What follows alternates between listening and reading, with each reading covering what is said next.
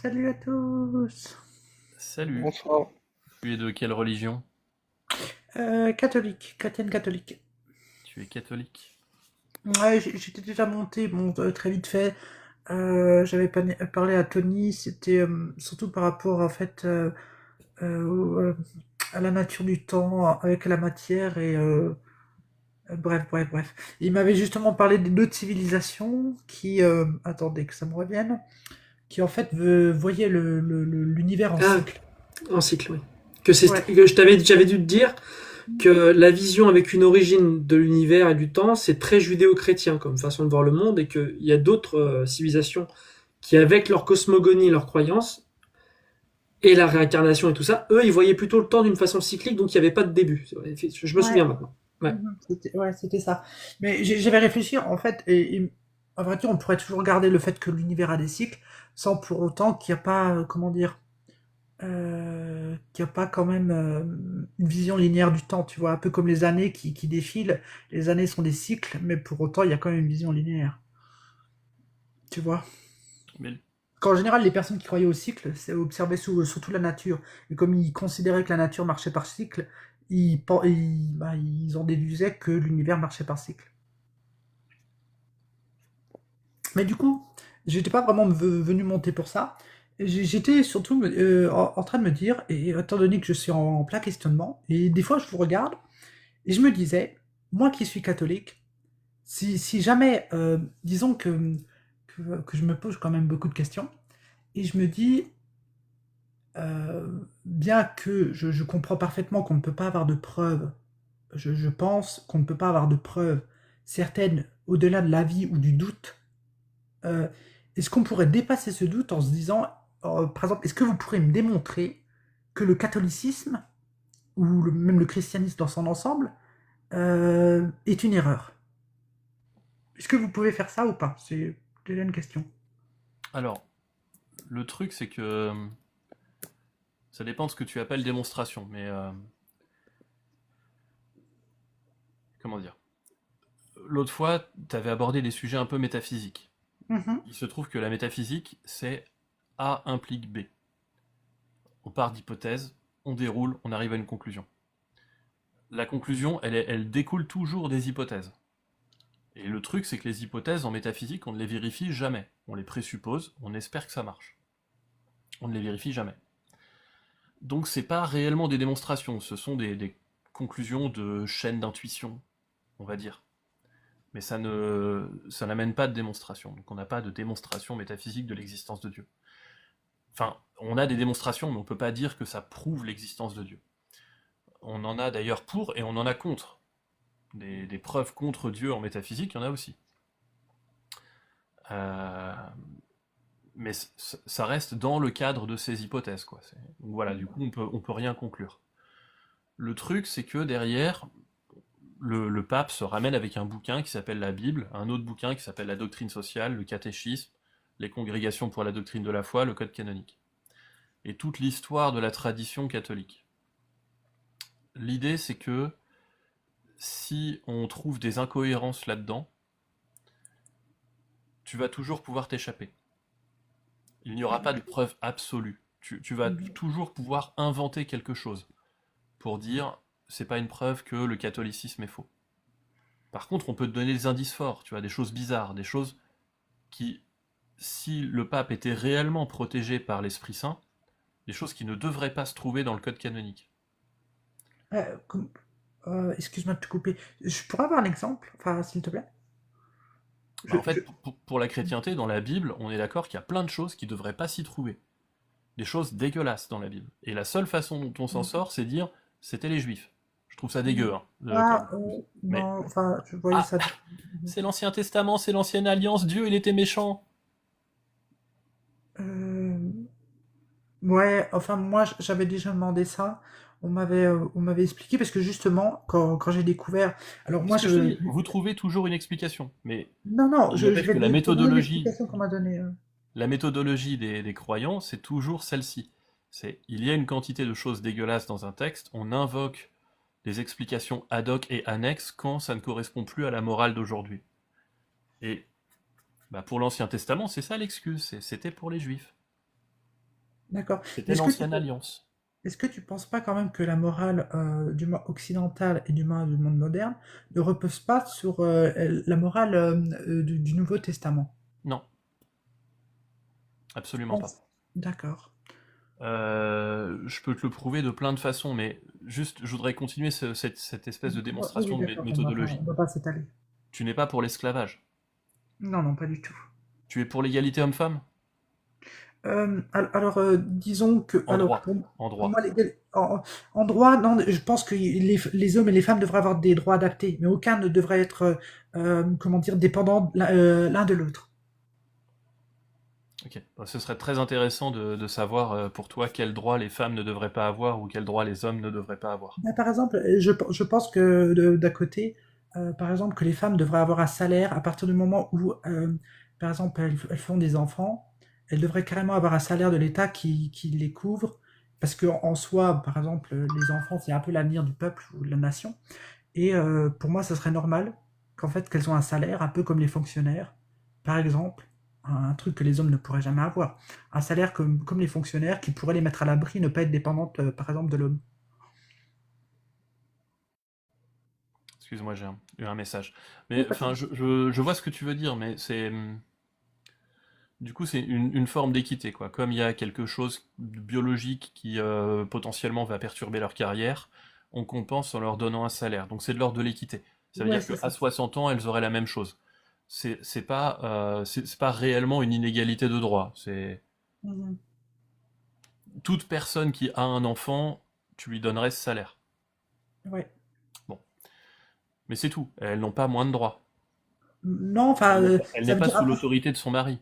non, non, ça, je veux pas parce que c'est justement lâcher les femmes et les soumettre à toutes sortes d'abus possibles et c'est justement ce que je veux éviter. Donc Très non, bien. je suis pas pour ce genre de choses. Alors, il se trouve que, Ancien comme Nouveau Testament, la femme, elle est sous l'autorité de son mari. Et l'esclavage est présent Ancien comme Nouveau Testament. Mhm. Donc dire que notre morale occidentale vient de là, bah, moi je trouve pas en fait. D'accord, mais comment dire, le Nouveau Testament, alors c'est vrai que c'est pas directement, parce que c'est exact qu'il n'y a pas de commandement direct qui interdit l'esclavage, mais du fait que quand même enfin le christianisme enseigne qu'on doit respecter, qu'on doit considérer le prochain comme son propre frère, etc. C'est quand même ça, même si c'est revenu par après pour d'autres intérêts, ça a quand même débarrassé de premier abord l'Europe de l'esclavage, Non. non? Ça a été remplacé par le servage, et l'Europe a pratiqué l'esclavage dans ses colonies. Oui, oui, par après, oui, effectivement. Ça, je sais, mais c'est pour ça que je parlais de premier abord. Après, il y a eu d'autres intérêts, etc., mais qui ne reposaient pas forcément sur... Dans euh, le Code noir, il y a quand même écrit que c'est pour faire respecter la discipline de l'Église catholique et apostolique romaine. mm, C'est oui, écrit dans le Code noir de Louis XIV sur l'esclavage. mm, Enfin, en fait, si tu dis que la morale occidentale vient du christianisme, c'est-à-dire que le pire de la morale occidentale vient du christianisme. Mais c'est tout. C'est pas la morale occidentale. bah, non, je dirais pas le pire, parce qu'il y a énormément de... je dirais que c'est vrai que même si ça a mis du temps, etc., en soi, même Nietzsche disait que les droits de l'homme découlent, en fait, enfin, Mais il pouvaient peut le dire, apparaître... mais c'est pas pour ça que c'est vrai. Tu vois, le truc, c'est que dans ta Bible, il y a Mm, l'esclavage, il y a la soumission de la femme.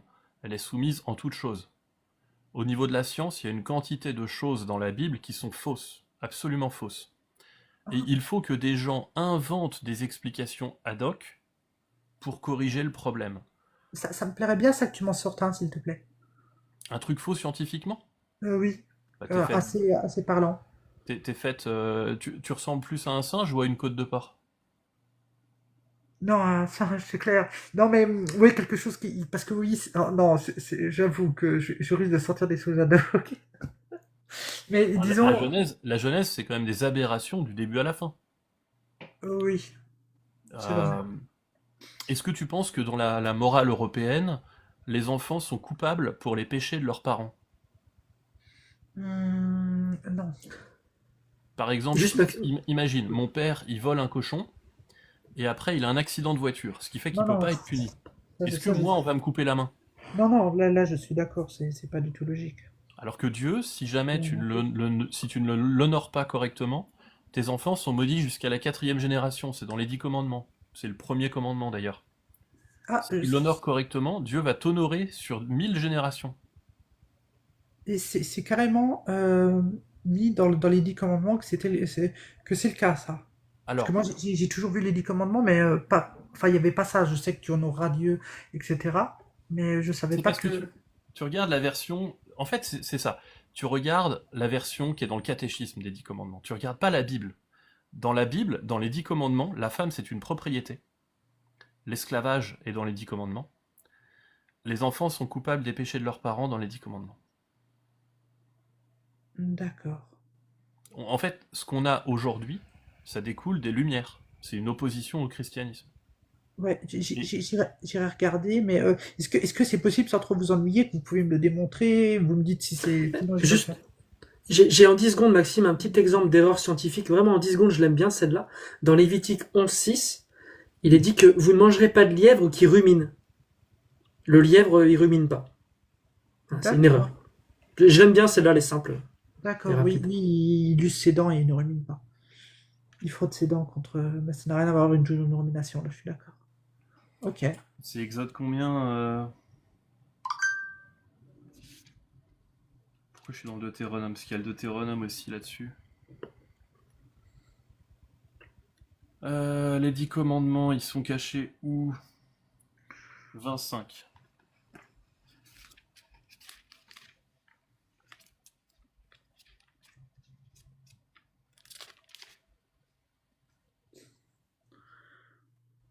Alors,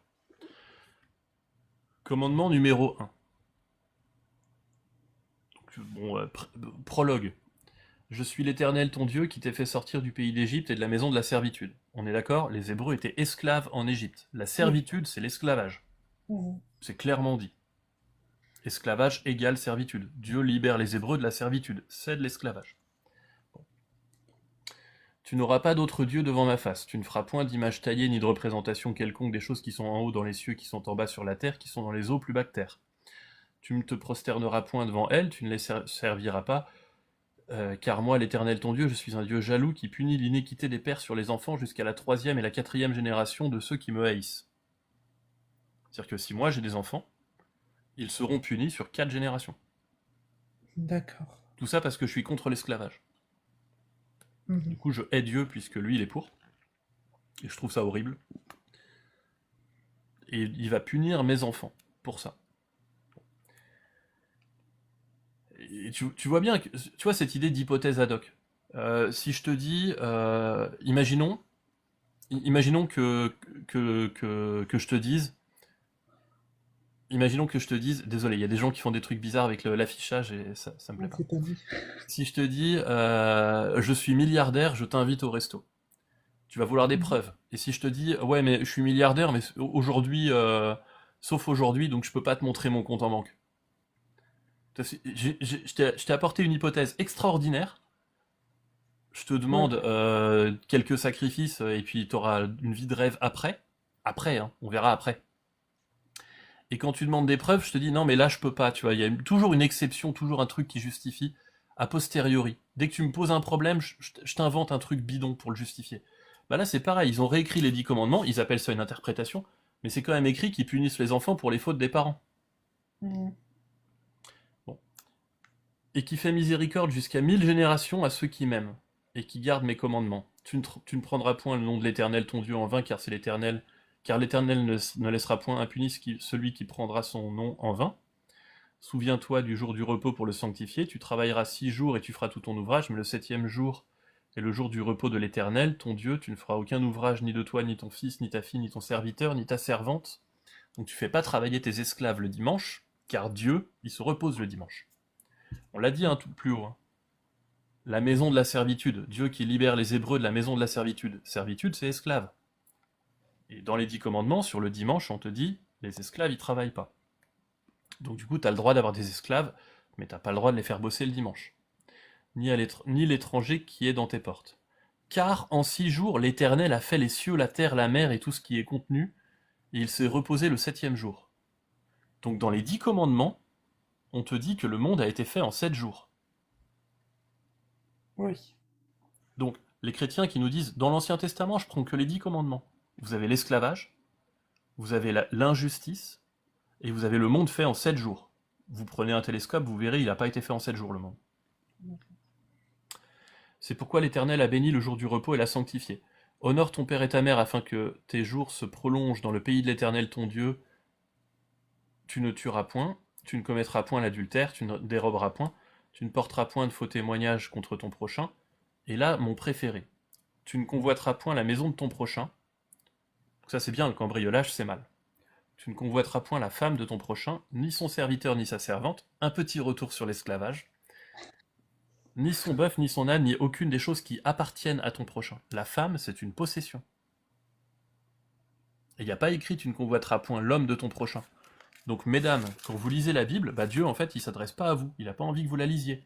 Puisqu'il vous dit tu ne convoiteras pas la femme de ton prochain. Il ne dit pas tu ne convoiteras pas l'homme de ton prochain.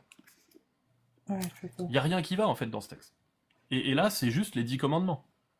Et t'imagines bien que tous les autres versets, c'est... Non, après, surtout que c'est bien de m'avoir sorti l'exemple des 10 commandements parce que, euh, comme je l'avais lu, j'avais vu que c'était assez moral, je m'appuyais, je savais que c'était les seuls commandements, si vous voulez. Les autres paroles, en général, ça vient, c'est rapporté, on va dire, par des prophètes, etc., etc. Mais les 10 commandements, c'est vrai que c'était la seule parole qui était vraiment, euh, était censée être descendue du ciel. Donc, ok, ouais. Non, La seule parole qui vient de Dieu, elle est dégueu. hmm. Écoute, je te remercie. Merci à toi. Mais du coup, tu vois, en fait, l'idée, c'est que je peux pas t'apporter de preuves parce que les théologiens vont toujours pouvoir danser et dire oui, mais machin, ça veut dire truc, c'était pour avant et tout, puis Jésus, il t'aime. Ils vont toujours pouvoir te dire ça. La Hmm. question, c'est est-ce que c'est crédible?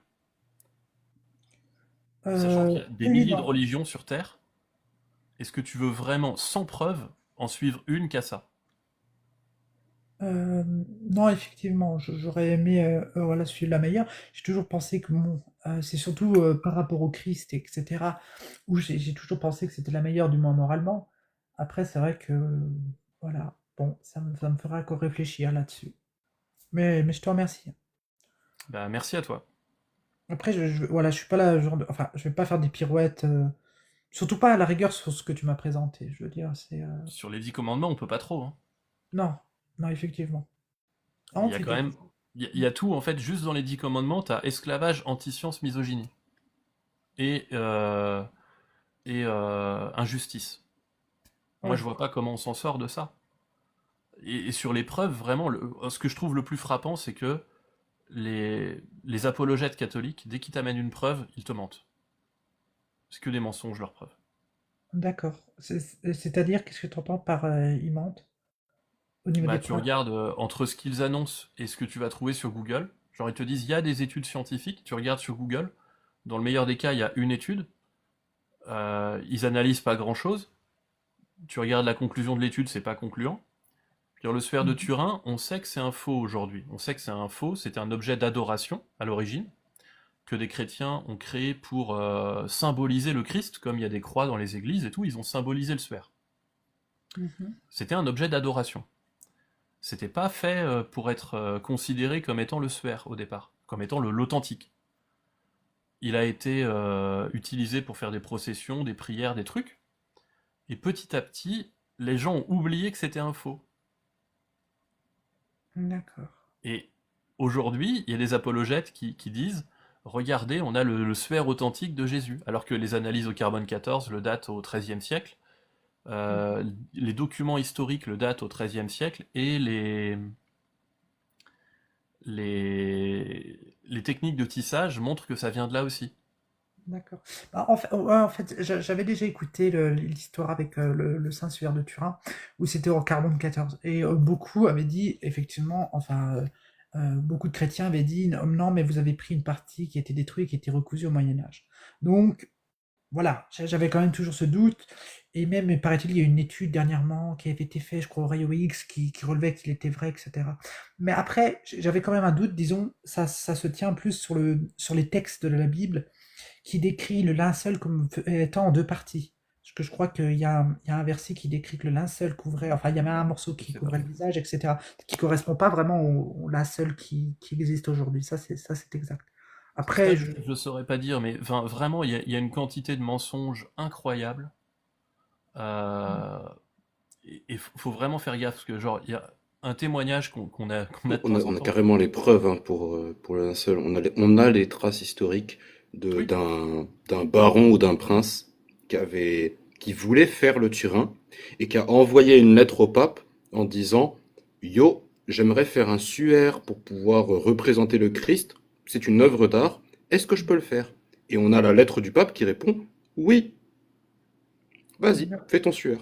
Genre vraiment, on a toutes les preuves que c'est un faux, quoi. en fait, des mensonges comme ça, on en a un paquet. Donc, si tu veux, l'Église ment sur ses preuves. Euh, il n'y a pas de bonne raison de croire au christianisme. Manifestement, tout est faux. Et en plus, il y a des incohérences dans les textes. Et donc la question c'est, est-ce que tu vas trouver crédibles les explications qu'on te donne? Donc la science, très clairement, la science marche. Elle apporte les preuves de son efficacité chaque fois qu'il y a une voiture qui sort de l'usine. Ou un avion qui décolle, ou une fusée qui décolle. La science fonctionne. Il n'y a qu'à voir les courbes de population depuis que la science s'est développée, les courbes de production agricole, enfin tout fonctionne en science, il n'y a aucun débat. Par contre, si tu regardes ce qui est décrit dans la Genèse, Adam et Ève, ça marche pas. La création en 6 jours, ça marche pas. Et la création en 6 jours, il y a des gens qui disent oui, mais c'est allégorique et tout. Non, Paul, il y croyait à Adam et Ève. Moïse, il y croyait aux 6 jours. C'est écrit dans les 10 commandements. ouais. Bah Donc en après, fait, les pardon. gens qui ont parlé à Dieu n'ont pas compris comment Dieu a fait le monde. Et ils ont donné une fausse description de ce que Dieu a fait.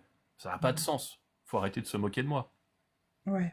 Bah après, ouais, on aurait pu dire que mais c'est vrai que, disons, vraiment, ce qui m'a marqué, je savais pas que les 10 commandements, pour le coup, moi, je me reposais sur enfin, comment dire, la L'évangile. religion, beaucoup sur la morale, parce qu'après, le reste, c'est souvent flou et c'est souvent sujet à l'interprétation. Je maîtrise pas du tout le côté scientifique des choses.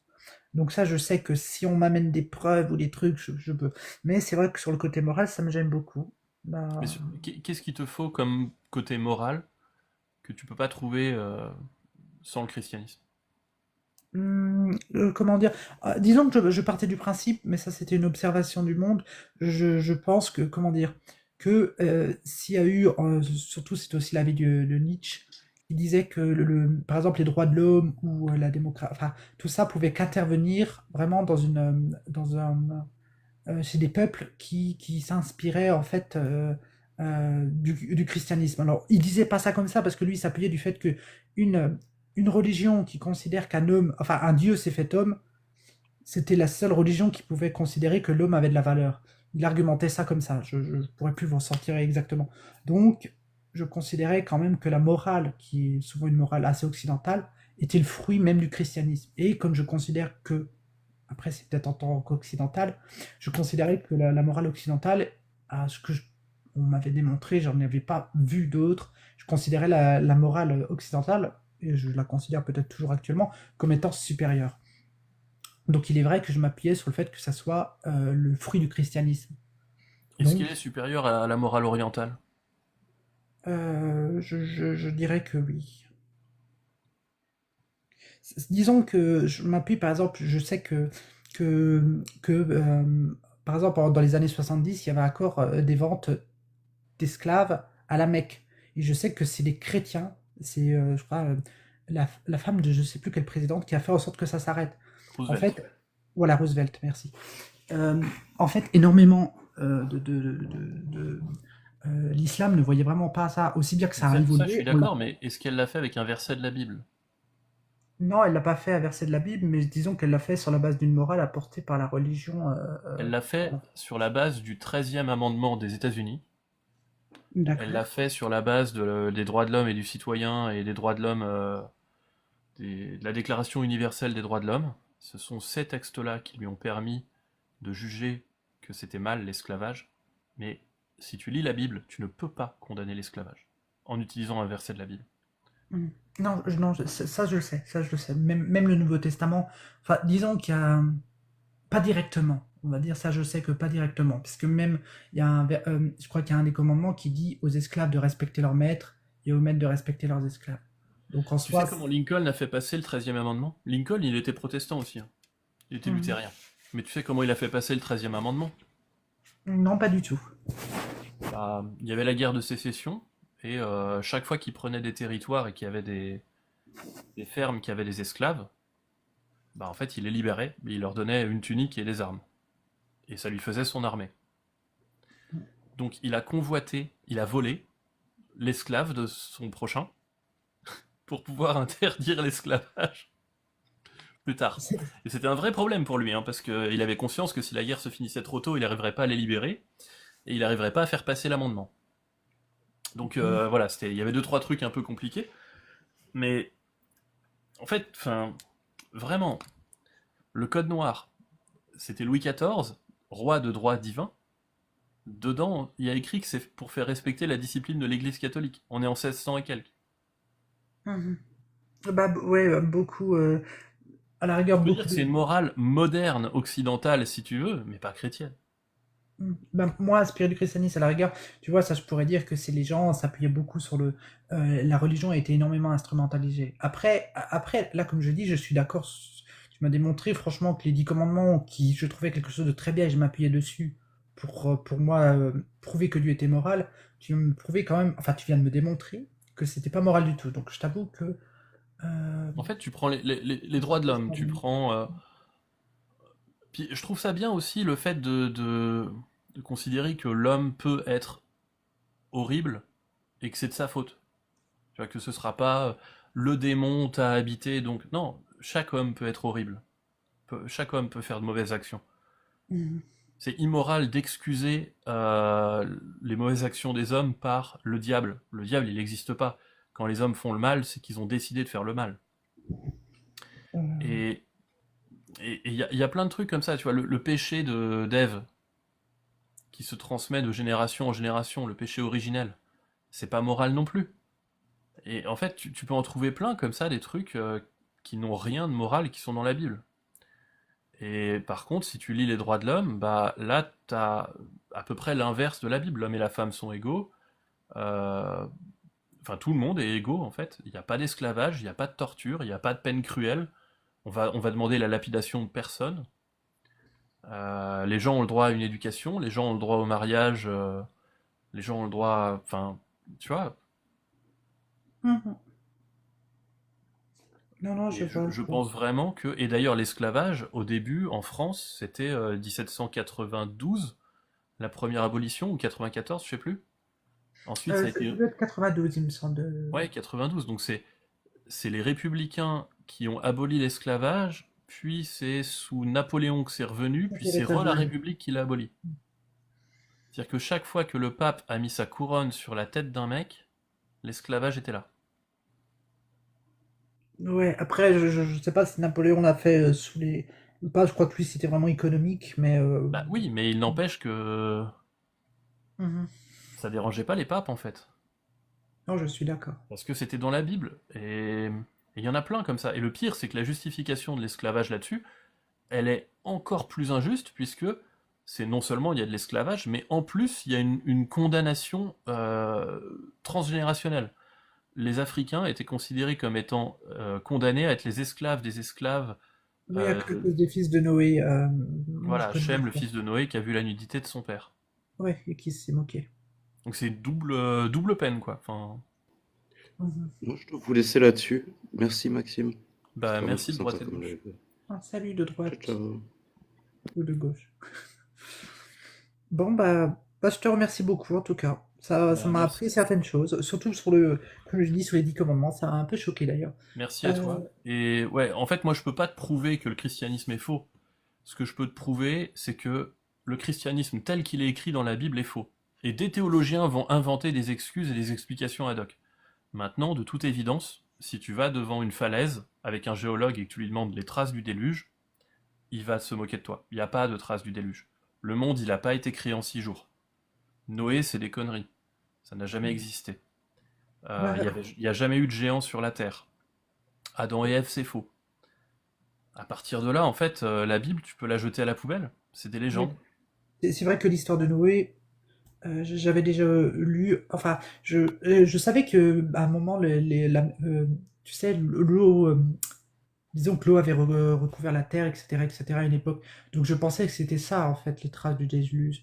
Mais bah, j'ai regardé ce que ça ne correspondait pas, et je sais que Noé, c'est pas vraiment, ça vient pas de la Bible. Je sais que c'est ça j'avais déjà vu, que c'était une C'est histoire, mésopotamien, ouais. voilà, mésopotamien, ouais. C'était un autre avec Caïro, etc. C'était déjà une légende que la Bible a repris. Et tu sais d'ailleurs, pour te prouver que ça vient pas de Dieu, cette morale, les Égyptiens, sur leur livre des morts, ils avaient déjà des trucs comparables aux 10 commandements. J'ai pas trompé ma femme, j'ai pas convoité la femme de mon prochain, j'ai pas volé, j'ai pas tué. Ils avaient déjà ça dans leur livre des morts. Ah, je ne savais pas ça, par contre. Genre 3000 ans avant la Torah, ils avaient déjà des livres des morts avec ce genre de trucs décrits, quoi. D'accord, je ne savais pas.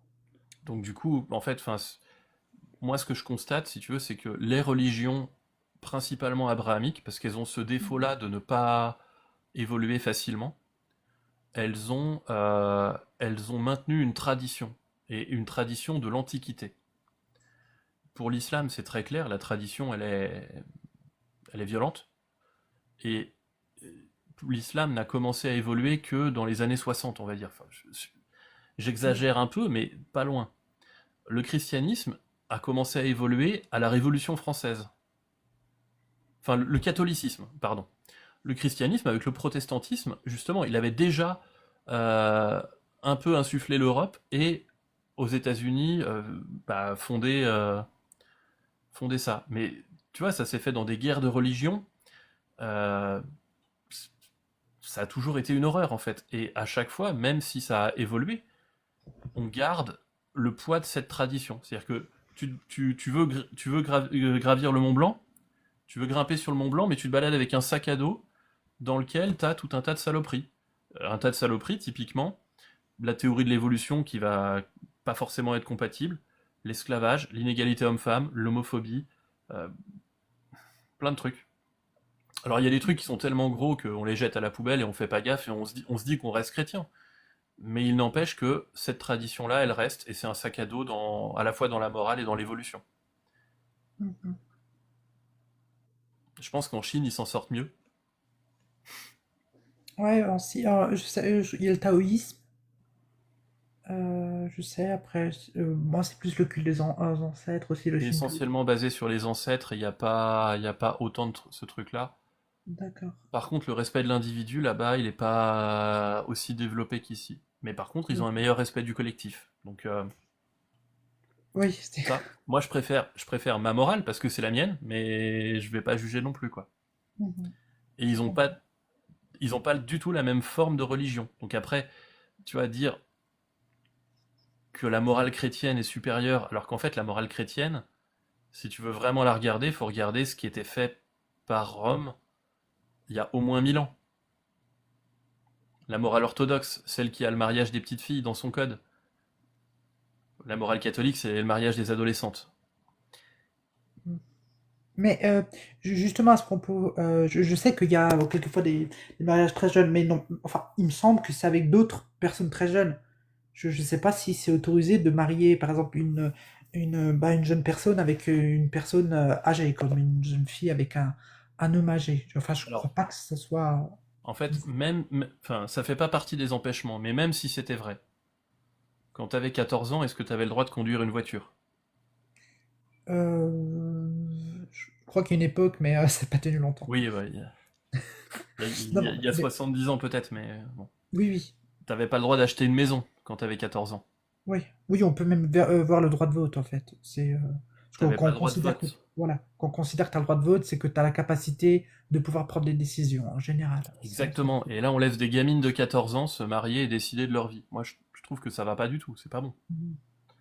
Même si c'est avec des gamins de 16 ans, parce que c'est 14 et 16, hein, donc je veux dire, une gamine de 14 ans ne sera jamais mariée à un gamin de 14 ans. C'est impossible dans le christianisme. Ce sera 14 et 16. Mhm. Ouais, je vois. Parce que la femme, c'est un ventre, donc bon, bah, même si. Alors que le mari, il faut qu'il soit en capacité de travailler, donc 16. Enfin, pour moi, c'est dégueulasse. Ça va pas du tout. C'est pas bon. Et le Mhm. truc, c'est que ça, ces chiffres-là, c'est depuis 1917. Mais avant, c'était 12 ans et 14 ans.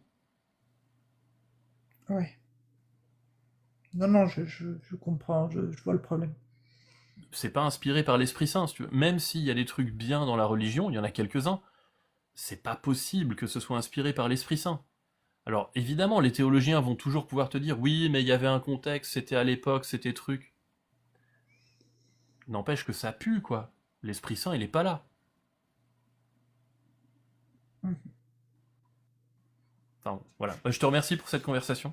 Bah non, c'est moi qui te remercie. Et bah, bonne Est-ce soirée à que vous quel- tous. Moi, je vais faire une petite pause. Est-ce que quelqu'un d'autre veut prendre le relais ou tout? Mais par contre, ouais, ça a été long, donc harcelez-la pas et je te remercie. Je vous dis à tout. Non, non, mais on peut passer